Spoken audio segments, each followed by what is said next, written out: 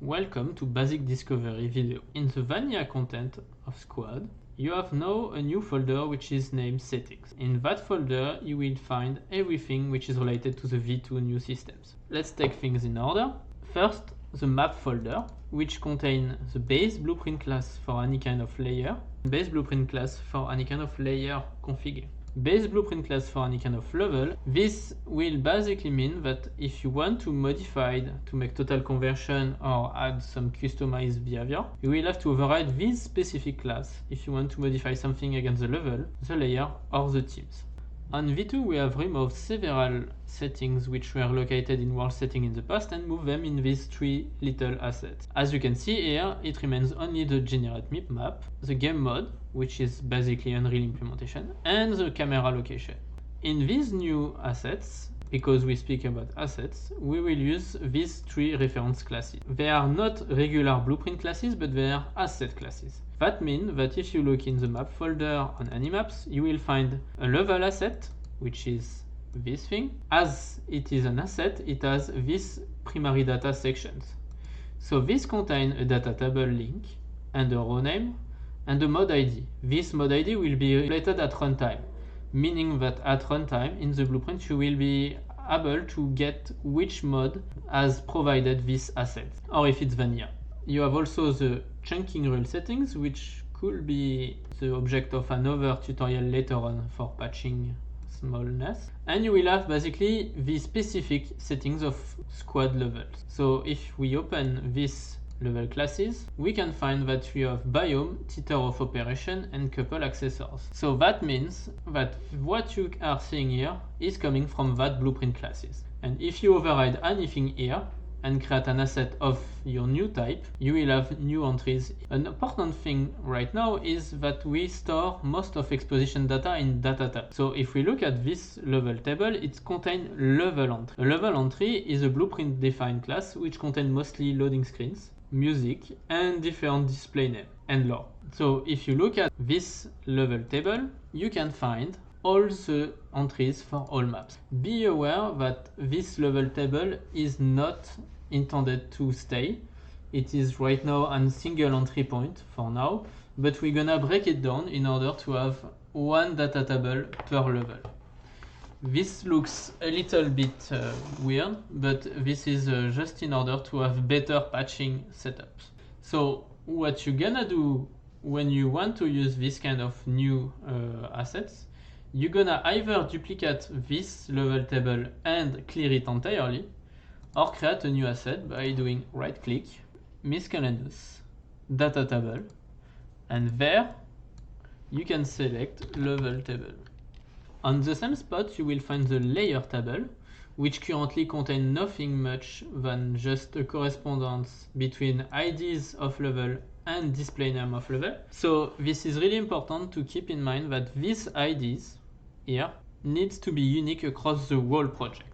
This ID is what is used by the server to recognize and set the next layer. That's why you cannot use twice the same layer ID. And that also means that when you open a layer, every layer must have a proper ID set. So again, in the primary data, you will find it here. Out of that, in that layer data, you will find most of the game flags of the game. So this is like things which are sometimes accessible by admin commands or just overall layer config stuff.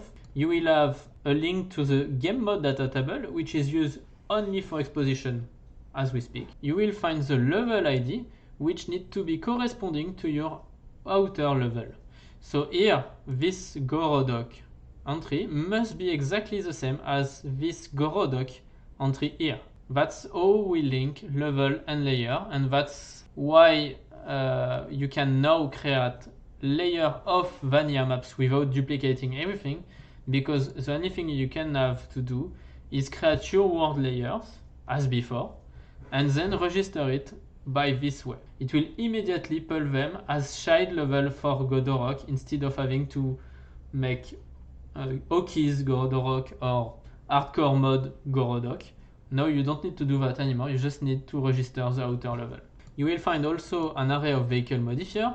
So here you can add several entries to modify how much vehicle are available on your layer despite the division setups.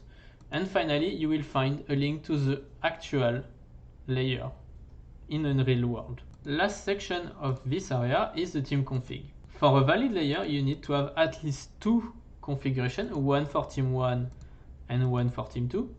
In that specific case of a legacy layer, you will have directly linked layers, but in most layers of the future V2 release, you will find a set alliance, set faction setup, and potentially require tags. I'm gonna demonstrate this on the tutorial about layers. As an example, let's compare with a generic layer, so Gorodok Skirmish in example. You will find here that the faction setup is set to light infantry and nothing is set as faction setup. Same here, team 2, you will have light infantry and nothing is set. You also find the ratio of player in the game and the starting tickets. Last little things is here the intelligence against enemy. You will see here, when you play the game, enemy vehicle types and how much vehicle are available to enemy. You won't see what is currently used, you won't see what are their spawning respawning time, and you won't see their real-time spawning time. Because this is now an option, you could see as much information as in your own team on the enemy if you want to tweak it in the layer. On the settings folder, you will find also a legacy folder. This is the folder which contains all our automatically converted legacy settings for all our layers, with also procedurally generated factions. So all this content is supposed to be disappearing in medium to long term. So you should not rely in anything in legacy folder. Also, on this particular area, you will be able to find a spawner folder. This folder contains the blueprint base for every deployable spawner, in example, the deployable spawner table, which contain, in example, a display name and a map icon for further usage. And you will find also these settings by default, which let you select a spawner for a bunker, spawner for an ESCO, or in example a spawner for an ammo box. Here you can see it spawn an ammo crate. On the vehicle area, you will find something which is quite different, which is basically based on the size and the type of vehicle. So here on the vehicle spawner settings, you can find the helicopter spawner, which has the size of helicopter and authorize utilitary helicopter and attack helicopters. That's an example. You can also find something like Grand Annie, which will spawn any kind of thing which is smaller than an MBT, so it means a ground vehicle, and that's the maximum size, so any bike will spawn in it. And you will find that it has like an additional delay of 9 seconds after the game start, before it spawns. This is obviously, as it is the settings, also having a data table entry and an unique ID. What you will have to create if you want to spawn specifically one type of vehicle, or if you want to create any kind of specific configuration on spawners, is either create a new asset or inherit from this vehicle spawner settings, add your new property and create new assets that will link into the spawner.